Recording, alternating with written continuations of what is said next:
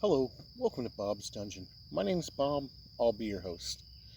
There are a lot of OSR games out there, and you have lots of different flavors for your OSR to pick from. There are people out there that think that all OSRs are exactly the same game because they use the same rule sets, and so there's no difference in them. But there is surprisingly a lot of differences in your OSRs. Some of them have rules change and different things to present you with a game that's both familiar and completely different. We're going to talk about one of those games in this video. We're going to talk about Realms of Peril. And this is the player's guide for it. And I also have the Dungeon Master's guide for it, and we'll look at that in a little bit.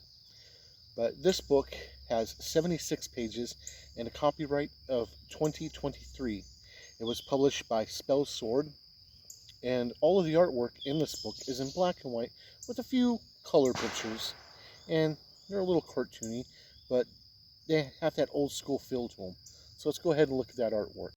This is the first picture we see when we open the book.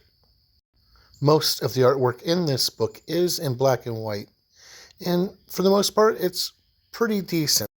The artwork does have a somewhat cartoony feel to it, but it does do a good job of conveying the proper mood and tone for this game. There are also a few pictures in full color in this book. To play this game, what you're going to need is, of course, a copy of this player's guide, and a copy of the Dungeon Master's guide, which we'll talk about later. You'll also need a full set of dice. A full set of dice containing a 20-sided die, a 12-sided die, preferably two 10-sided dice for rolling both percentiles and tens, an 8-sided die, a 6-sided die, and a 4-sided die. Now, character creation in this game is pretty easy. You're going to start off with your character being level 0. And you'll want to roll your attributes first thing. The attributes in this game are agility, charisma, intellect, perception, and strength. And what you're going to do is you roll 3 6-sided dice and place them in order of each of the attributes. Then there's a chart that you look at, and the chart will either give you a bonus or a negative, depending on how high you rolled your score, just like all the other D20 role-playing games. But in this, after you got that bonus or negative, or no number at all, you'll get rid of the number you rolled. All you'll care about after that is the bonus. And we'll talk more about that in a little bit. But after you got your attributes picked out, you'll want to pick a race. And the races in this game are human, dwarf, elf, and halfling. Then you'll figure up your background. Each of the races have different backgrounds that you can roll and apply to your character. After you got your background, you'll figure up your hit points. Your hit points, starting off, will be 10 plus whatever your strength bonus is. After you got that, you'll figure up your max heavy, which your max heavy is basically how much you can carry. And it is 1 plus whatever your strength bonus is. After that, you'll get 3d6 times 10 copper pieces to buy equipment for your character. And that is character creation. Now, as you play the game, of course, you gain experience points. And unlike other games, you don't get experience points just for battling monsters or collecting treasure. This game rewards you for pretty much everything you do in the game. If you get a critical hit, you'll get an experience point for that session. If you score a critical failure, you'll get an experience point. If you meet someone important, you'll get an experience point. If you accomplish a goal, you'll get an experience point. And there's a chart in here that tells you everything you can get an experience point for. Now that may seem very low, but you only need 5 experience points to get to level 1, and then 25 to level 2, and so on and so forth. So you need less experience to gain levels. And it only goes up to 10th level here, but it has the optional rule explaining how to go beyond that if you wish to take the game beyond 10th level, which is very cool. When you gain a level, you get 1 hit point, and you get to pick one of the talents in a class, meaning you pick your first class. And each of the classes in this game have like 10 talents. And when you gain a level, you gain a talent in the class you pick. But the neat part about this game is it pretty much compels you to multi-class. So every time you gain a level, you can pick a talent from whatever class you got. On your character sheet, you want to write down what class you took that level. Say like your 5th level, so you're a 2nd level fighter, a 2nd level wizard, and a 1st level ranger. So that's pretty neat.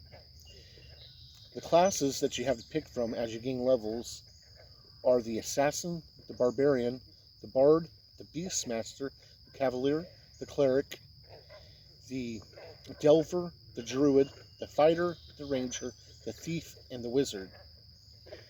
And as you play the game, you can also increase your bonus to your attributes or decrease them. Every game session, you mark down when you make a attribute test. If you get a critical failure on that attribute, then you put a check by that attribute. At the end of the session, you get to roll a 6-sided die. If you roll above what your current bonus is, then you get to add a point to that bonus. So 3 would become 4, 4 would become 5, so forth. But if you roll a 1 on the 6-sided die, then you decrease the attribute. So 1 would become 0, a 0 would become -1, -1 would become -2, and so forth. So you either get better or worse for that. And that's a pretty nifty thing. But this book has everything you need for your characters. It has equipment that you can buy. It has rules for combat.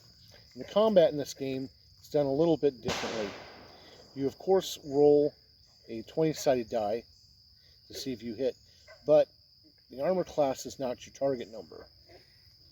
Instead, they got a chart in here under combat. If you roll, well, let me find the chart. I should have had it marked.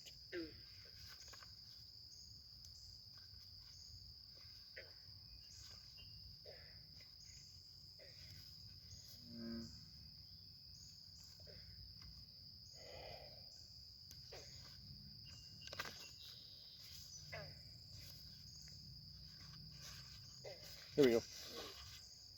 If you roll a natural 20, it's a critical hit, and you roll for the critical hit chart, which is found in the Dungeon Master's Guide. If you roll a 16 to 19, then you hit, and you avoid any retaliation or mishap. If you roll a 10 to a 15, you do damage, but you suffer a mishap or the situation intensifies. Your enemy also gets a retaliation attack on you. If you roll a 9 or less, then you inflict no damage. The enemy gets to make an attack on you, and other consequences may apply. You also mark a failure box. On a natural 1, then you get to roll on the critical failure or fumble table found in the Dungeon Master's Guide. So that's pretty nifty.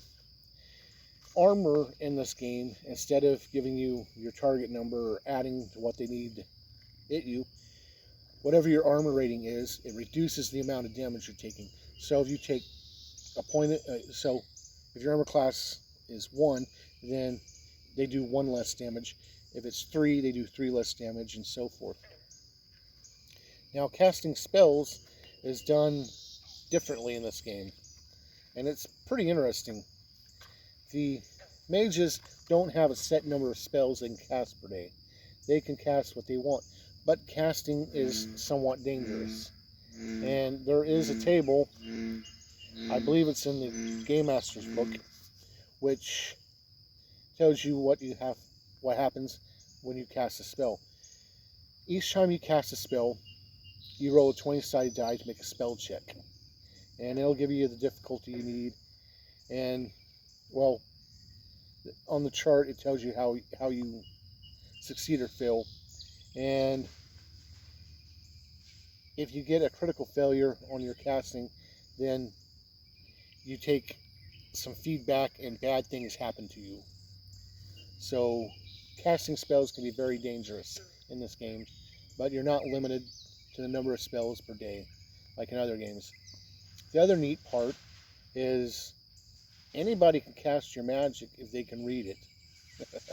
So that could be a very bad thing.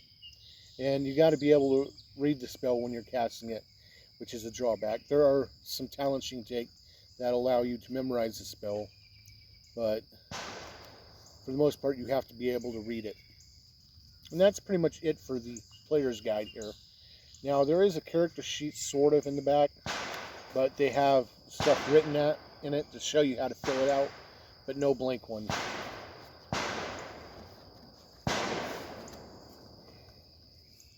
Now we'll look at the Game Master's Guide. This book has 80 pages, and again, a copyright of 2003. All the artwork in this, well, it was published by Spellsword, of course, and all the artwork in this book is in black and white, except for a few color pictures. So let's go ahead and look at the artwork in this book. And this is the first picture we see when we open the Game Master's Guide. Like the Player's Guide, most of the artwork in this book is in black and white as well. Still a little on the cartoony side, but it still conveys that charm of an old school role-playing book, while setting a proper tone and mood for the Game Master when coming up with adventures for his game. And like the Player's Guide, there is color to be found in this book as well. This book has everything you'll need to be a Game Master. It gives you rules for making adventures, storytelling, and lots of charts. Charts to build your maps, charts for telling you what'll happen when wizards mess up their spells. It tells you bad things that'll happen when they mess up their spells. It also has treasure in here, magic items, and a list of creatures for your players to run into and fight. And basically all your standard stuff that you need as a game master. So that's pretty nifty. And that's really all there is to it. So this brings me to 3 questions. Would I play a character in this game? And yes, I would. I like the setup and I like the approach to it. Would I run this game? Again, yes. I kind of like the way they got it set up. Starting off at level 0, easier to gain classes. You could actually run this game in a tavern for the whole session, and the characters will still get experience points and advance. You don't have to go out and fight things. So that's a different take. Would I recommend this game? Yes, I would recommend it. It's got some pretty good stuff. It's got that old school to it and brings something new to the table for you. So it feels different while feeling the same at the same time, if that makes sense. So thank you for joining me at a look at these books. And hopefully you'll join me next time where we'll talk about something else. Bye.